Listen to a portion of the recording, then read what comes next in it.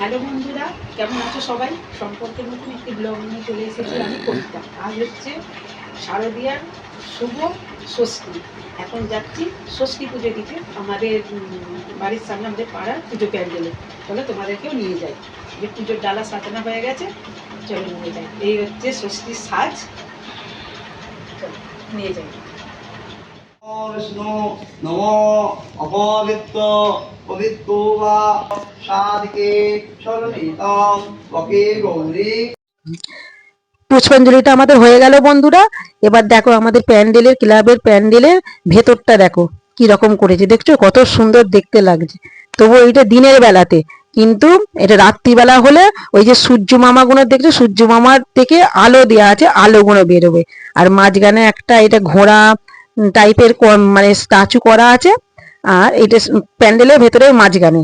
আর ওপরের সিনগুলো খুব সুন্দর করেছে। ওপরের সিনগুলো দেখো, যে সূর্য মামার যে স্ট্রাকচার গুলো করেছে, ওর মধ্যে থেকে আলো বেরোবে, রাত্রিবেলা কালারিং আলো দেখা যাবে।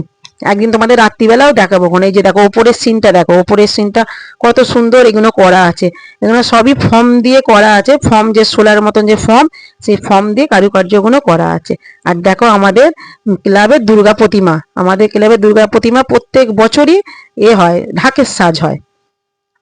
আর এই যে পুষ্পাঞ্জলি হয়ে গেছে, এবার ঠাকুর মশাই আমাদের পুজোগুলোকে এক এক করে ডেকে দিয়ে দিচ্ছে না। এই যে পুজো দেওয়া হয়ে গেছে আমাদের বন্ধুরা, আমাদের প্যান্ডেলে সামনের দৃশ্যটা, সামনের ছবিটা দেখো।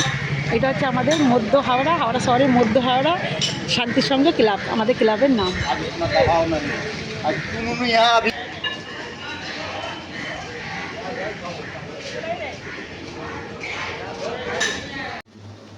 প্যান্ডেলে ষষ্ঠী পুজো দিয়ে চলে এসেছি বন্ধুরা। এবার চলে এসেছি রান্নাঘরে। এবার তো খাওয়ার তো কিছু করতেই হবে। আর আজকে তো কোনো ভাতের গল্প নেই, আজকে তো ষষ্ঠী, মানে মায়ের আমার তো ষষ্ঠী। আর ওর ছেলে তো ভাত ভালোই বাসে না, একেবারেই হবে ওই লুচি আর ছোলার ডাল করব, একটু পনির দিয়ে ছোলার ডাল করব। আর এই যে গ্যাস জেলে দিয়েছি, এবার আগে ডালটা বসিয়ে দেবো। ময়দা মাখাই আছে, মেখে নিয়েছি। আর ডালটা, ছোলার ডালটা করে নেবো। এই যেখানে প্রেসার কুকারেতে ডালটা একটা সিটি মেরে রেখে দিয়েছি, ছোলার ডালটা। আর যেখানে একটু তেলটা একটু বেশি করে আগে তেল দিয়ে দেবো। আগে সাদা তেলটা প্রথমে দিয়েছি, তেলটা গরম হয়ে গেলে এই যে পনির দিয়ে, তো ছোলার ডাল তো, এই পনিরটাকে আগে ভেজে নেবো অল্প করে। এই যে পনিরটাকে দিয়ে দিচ্ছি, অল্প করে নেড়ে ভেজে তুলে দেবো।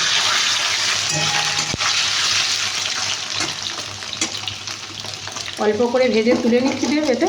হ্যাঁ হ্যাঁ, এই যে পনিরগুলো ভাজা হয়ে গেছে, এবার এইগুলোকে তুলে নেব। এই যে তুলে নিচ্ছি। এই যে এবার পনিরগুলো তুলে নিয়েছি।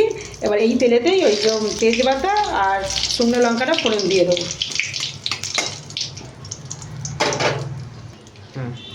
ফোড়ন দিয়ে এতে আদাটা দিয়ে দেবো। আদাটা অল্প করে ভেজে নিই, একদম অল্প করে টমেটো দেবো।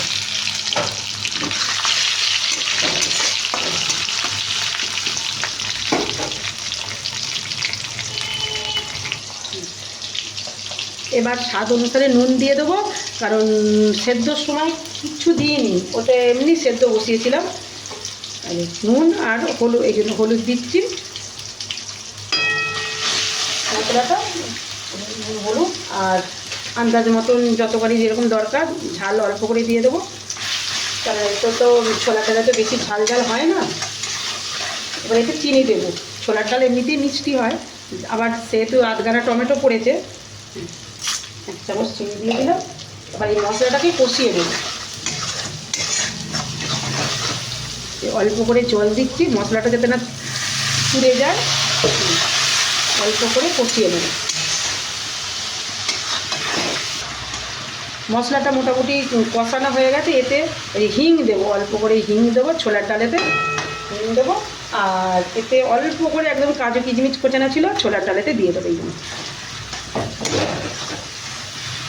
মশলাটাকে আর একটু নেড়ে নিই, নেড়ে নিয়ে ছোলার ডালটা এতে ঢেলে দেবো। এই যে ছোলার ডালটা এবার ঢেলে দেবো।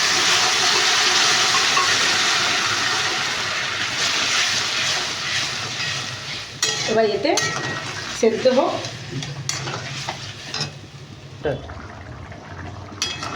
এই যে জল ঢেলে দিয়েছি, এবার এটা একটু ফুটুক, মশলার সাথে ফুটুক, আর একটুখানি সেদ্ধ হবে ডালটা। চাপা দিয়ে দিই আর সেদ্ধ হোক। ডালটা 3 ভাগের মতন সেদ্ধ হয়েছে ছোলার ডালটা। এবার এতে যে পনিরগুলো রেখেছিলাম, পনিরের টুকরোগুলো এতে দিয়ে দেবো। এবার একটু ফুটে গেলে নামিয়ে নেবো। এখন একটু ফুটুক পনিরগুলো ওর সাথে। মোটামুটি তৈরি হয়ে গেছে পনির দিয়ে ছোলার ডাল। এরপরে এবার লুচি করব, ময়দা মাখা আছে। এটা অল্প ফুটে গেলেই নামিয়ে নেব। রান্না পুরোপুরি শেষ হয়ে গেছে বন্ধুরা। এই যে ছেলেকে খেতে দিয়ে দিচ্ছি, লুচি আর পনির দিয়ে ছোলার ডাল আর মিষ্টি।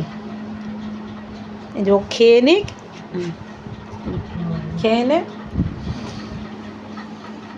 আর আজকে ব্লগটা এখানেই শেষ করছি, কারণ আজকে ব্লগটা একটু বড় হয়ে গেছে। আজকে ব্লগটা এখানেই শেষ করছি। ভালো থেকে সবাই পুজোতে।